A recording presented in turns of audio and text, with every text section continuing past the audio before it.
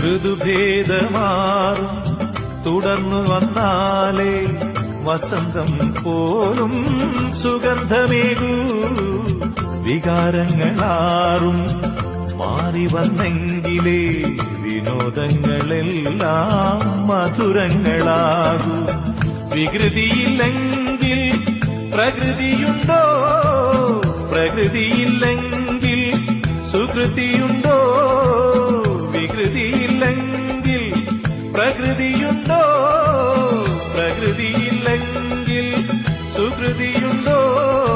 മനസ്സിൽ നിന്നും മനസ്സിലേക്കൊരു മൗന സഞ്ചാരം, കനവിൽ നിന്നും കനവിലൂടൊരു മടക്ക സഞ്ചാരം.